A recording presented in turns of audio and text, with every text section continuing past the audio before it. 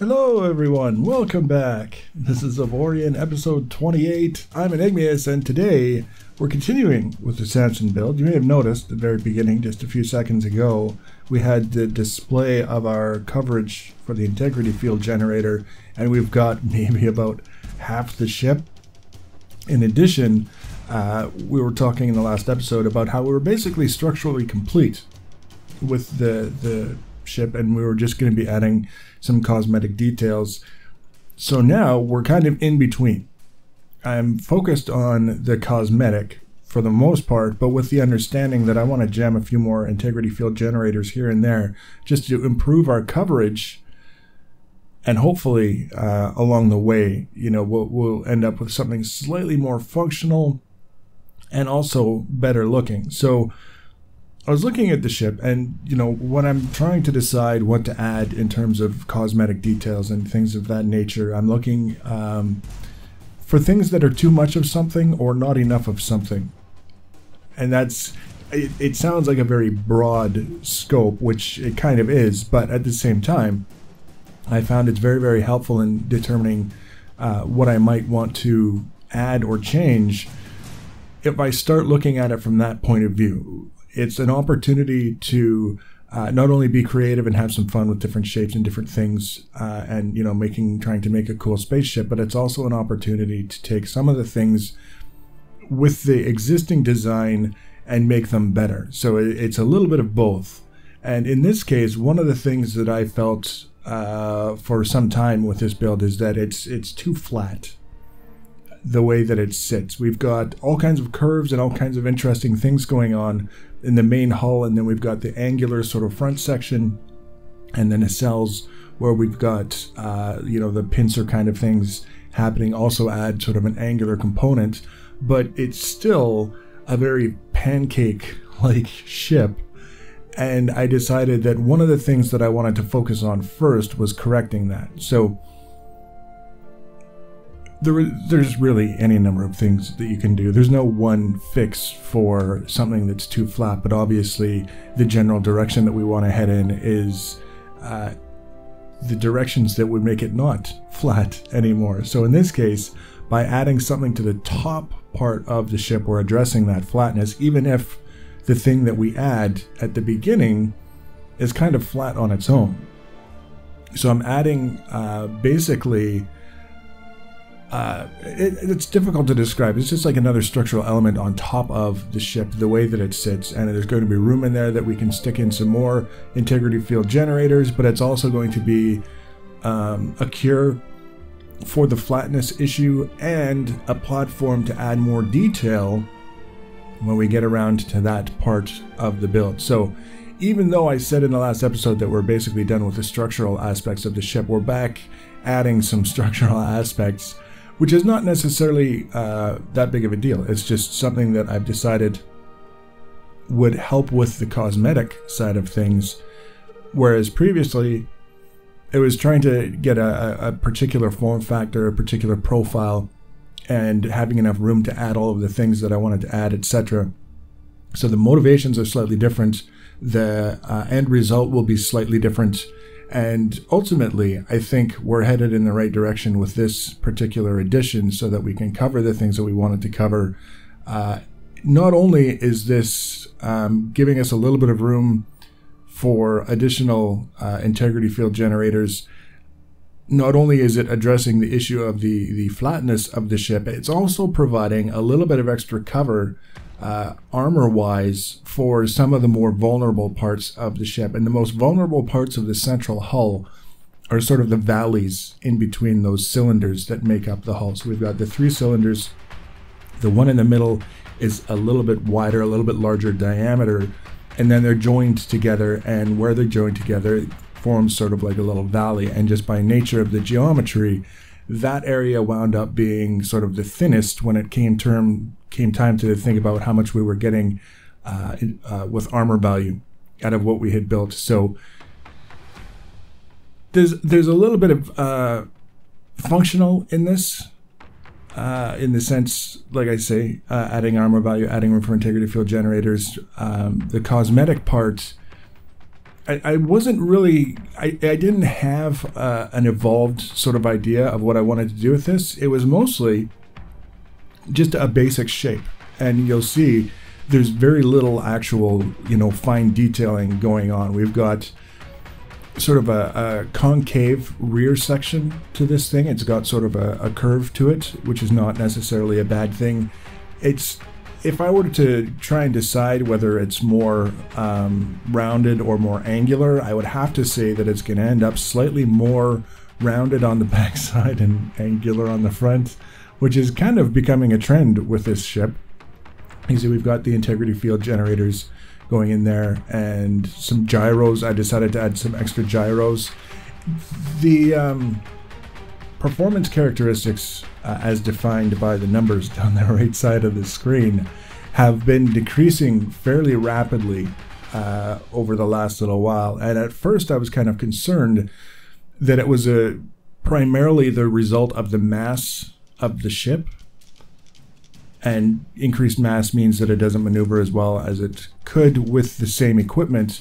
But then I realized that a big part of it also is that the crew has partially been abandoning me over time because I think it's because I don't have any money to pay them. I'm not sure.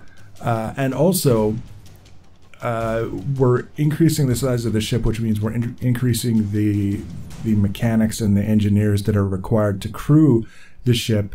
And I haven't bothered to make up for that. So we're lacking in crew, and consequently the numbers aren't quite what they were when I did the original test to see how it was doing in terms of all these different performance sort of things.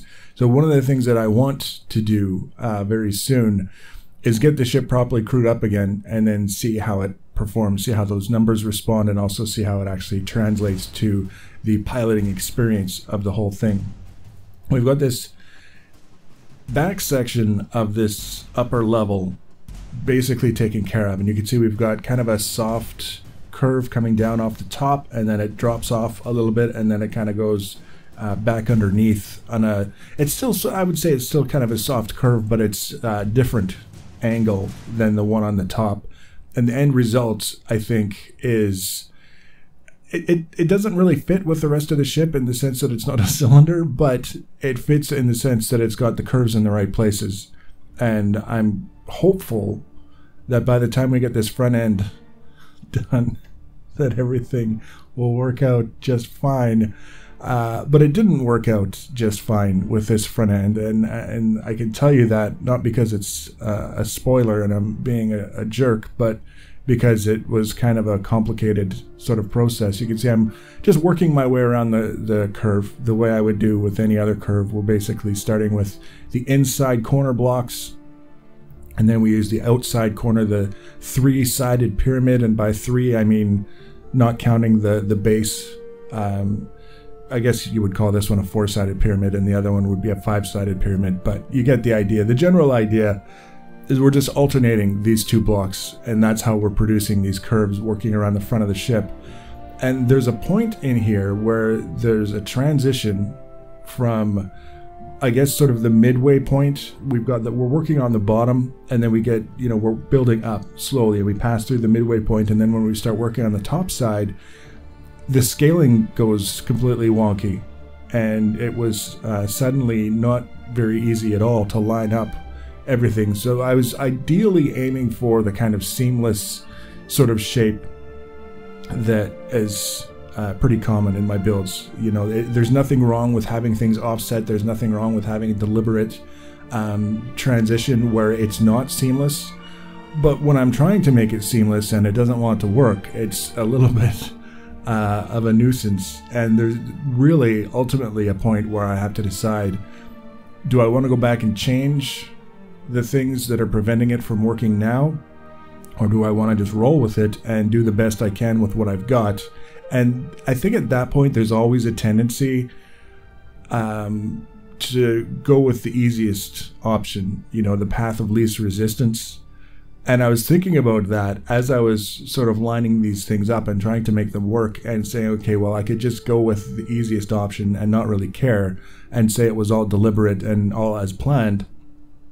Or I can stick with it and try and make the whole thing work, and it's going to take a long time, and I don't know exactly what it's going to involve, what it's going to be required in terms of the changes, etc., etc. Or I could meet somewhere in the middle, and that might be a better solution because it's a little bit more certain that we're going to be able to find a solution, but it takes the pressure off in creating a specific outcome like we have when we say we want to do everything seamless and have all of the geometry line up and everything come together as well as a person might expect. That was, I think, probably the wise choice in this case because, like I say, I don't know necessarily what I would have had to go back and change in order to make things start to line up the way that I had originally wanted them to. And I didn't expect that I was going to be able to make everything line up seamlessly with the way things sat, but I could have a bit of a variation. I could have some slight deviations in that sort of alignment without feeling like I had done a poor job. It's just a matter of actually just sitting down and sort of figuring out what the best possible outcome based on my preferences, because there is no best. When it comes to creative and how things look, there's no best. It's just a thing, and we put it together in our heads and we like it or we don't. So that was kind of the takeaway that I got from this whole experience, was that it turned out to be a much more complex shape than I had originally intended.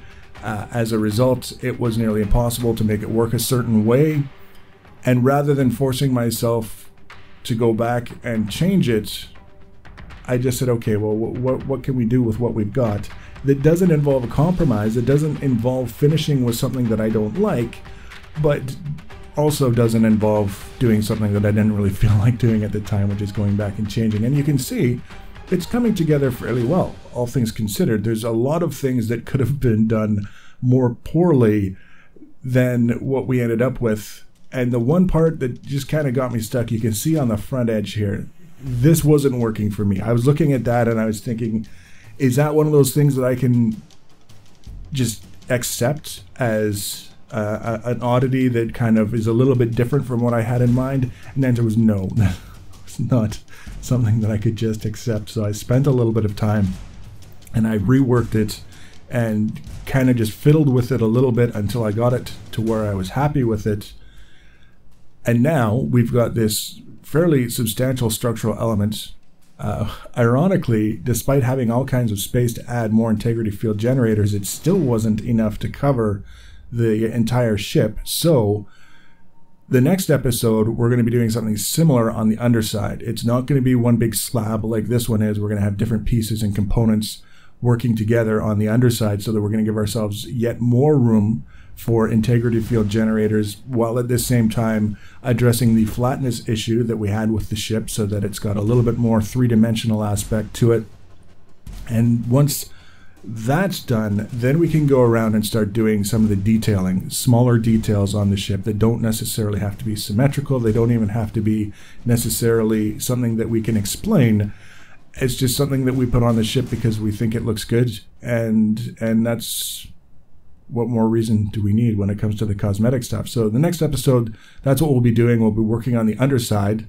If you want to be notified about the next episode, the easiest way to do that is to subscribe to my channel or follow me on social media. Links for social media are always in the information section below the video. Feel free to leave your comments and feedback. Thanks for watching, guys, and take care.